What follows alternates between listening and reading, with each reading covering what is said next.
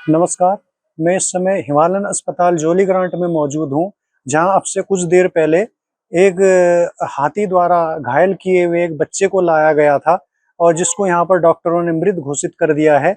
ये जो बच्चा इसका नाम है कुणाल थापा। कुणाल थापा जो कोठारी मोहल्ले जौलीग्रांट का रहने वाला था और जूनियर हाई स्कूल कोठारी मोहल्ले में कक्षा 6 का ये छात्र था। 12 वर्ष इस बच्चे की उम्र बताई जा रही है। ये अपने माता-पिता के साथ स्कूटी में बैठकर जो धनियाड़ी क्षेत्र है वहां से कालूसिद्ध होते हुए जो जंगल का मार्ग है थानो वन रेंज का, वहां से ये लोग कोठारी मोहल्ला अपने घर पर आ रहे थे और कालूसिद्ध से लगभग 1.5 किलोमीटर पीछे एक घूम पर हाथी खड़ा हुआ था और जैसे ही इनकी स्कूटी वहां पर पहुंची तो बीच में ये बच्चा अपने माता पिता के साथ स्कूटी में बैठा था। हाथी ने बच्चे को सूंड से खींच लिया और वहीं पर पटक कर मार डाला। किसी तरह इस बच्चे के जो माता पिता हैं कमल थापा और उनकी पत्नी नीलम, उन्होंने किसी तरह भागकर जान बचाई और हाथी फिर भी वहां से नहीं गया, वहीं पर खड़ा रहा। जिसके बाद जो कमल थापा हैं उन्होंने अपनी पत्नी नीलम का जो उनकी दुपट्टा है उसमें आग लगाई और आग जलाने के बाद जब हाथी वहां से चला गया तो किसी तरह से उन्होंने अपने बच्चे को उठाया और अपने आसपास के लोगों को फोन से सूचना दी। उसके बाद बच्चों को हिमालयन अस्पताल जौलीग्रांट लाया गया, जहां डॉक्टरों ने बच्चे को मृत घोषित कर दिया है। आपको बता दें कि जो ये कुणाल थापा है, जिस बच्चे की मौत हुई है, उसको ये चक्रोता रोड उसके माता पिता लेकर गए थे एक डॉक्टर के पास और वहां से इसका इलाज कराकर ये लौट रहे थे। और जो ये धनियाड़ी और कालूसिद्ध वाला एक जंगल का रास्ता है, शॉर्टकट रास्ता है, जहां से जल्दी घर पहुंचना चाह रहे थे और हाथी ने इस बच्चे को जहां पटक कर उसकी जान ले ली है। सूचना पाकर काफी लोग यहाँ पर मौजूद हैं और जो थानो वन रेंज के कर्मचारी अधिकारी हैं वो भी यहाँ पर पहुंचे हुए हैं।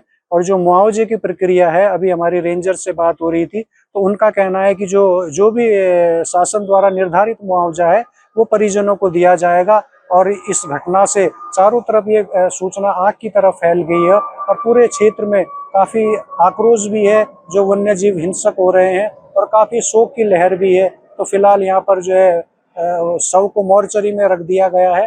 कल पीएम की कार्रवाई की जाएगी। अभी शाम के टाइम लगभग 5 बजे की बात है। कमल पुत्र कुणाल देहरादून से दवाई लेकर रेडखाला से कालवाला की तरफ अपने घर की तरफ आ रहे थे।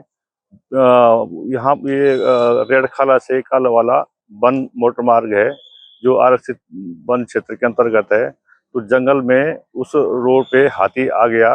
हाथी ने बच्चे को स्कूटी से खींचकर वहीं पे पटक दिया था। बच्चे को परिवार के द्वारा हिमालयन हॉस्पिटल लाया गया, जहाँ पे डॉक्टरों के द्वारा बच्चे को मृत घोषित किया गया। मांग कुछ भी क्या मांग होनी है, ये तो एक आज जो ये घटना घटी है, इससे पहले भी काफी घटनाएं घटी हैं जो ये हाथियों द्वारा जिस तरह लोगों पे जानलेवा हमला हो रहा है। और आज ये जो बच्चा था, ये एक ही बच्चा अपने माँ बापों का था और बहुत ही गरीब परिवार से था।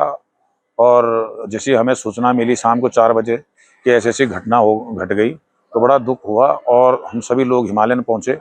लेकिन जब तक हिमालय पहुँचे तब तक डॉक्टर साहब ने बताया कि ये मृत हो चुका है, इसके वहीं पे ही प्राण निकल गए थे। तो बड़ा ही दुख आज हमें पूरे क्षेत्र को क्या सारे सभी जगह अगल बगल में कहीं खुशियों का माहौल है, तो एक जगह ये भी ऐसा दुख हुआ है कि उसके मम्मी पापा बेचारे दिहाड़ी मजदूरी करके इस तरह अपने बच्चे पालते थे।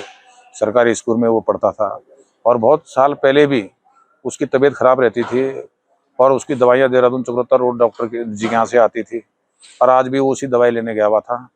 और आज ये घटना घटी तो बहुत ही दुखद है और इसको क्या बोल रहे हैं कि इस समय तो बोलने की स्थिति में भी नहीं है। माँ बाप भी बहुत सदमे में है। हाँ, वहाँ भी ये घटना घटी थी मारा था और 1 साल के बाद ये दूसरी घटना जी। तो आप क्या मानते हैं कि हाथी की जो आवाजाही वो आबादी क्षेत्र में काफी बढ़ चुकी है? हाँ, ये भी कहूँगा और मैं और लोगों को भी ये कहूँगा कि देखिए ये तो है ही है कि आबादी की तरफ भी अब जंगल से जानवर निकल के, चाहे वो गुलदार हो भालू हो, कुछ दिनों से घटनाएं ज़्यादा आ रही हैं। कहीं भालू के हमले से अभी मैंने कुछ दिन पहले अखबार में पढ़ा था कि महिला को पूरा मुंह नोच डाला। तो जंगली जानवरों का जो ये गाँव की तरफ बढ़ रहे हैं, हमला हो रहे हैं। और दूसरा मेरा जनता से भी ये अपील है कि देखो, जब आप ऐसी घटनाएं देखते हैं और अखबार के द्वारा या आप अपने उससे देखते हैं, तो आपको भी मैं ये कहना चाहूँगा कि आप जंगलों में ना जाएं और कभी भी इस तरह के रास्तों का, शॉर्टकट के रास्तों का प्रयोग ना करें। और कभी जाएं तो अपने सुरक्षा की दृष्टि से अपने रास्ते जाएं। अगर आप ये वीडियो YouTube पर देख रहे हैं तो हमारे चैनल को सब्सक्राइब कर बेल आइकन दबाएं और Facebook पर देख रहे हैं तो हमारे पेज को लाइक करें।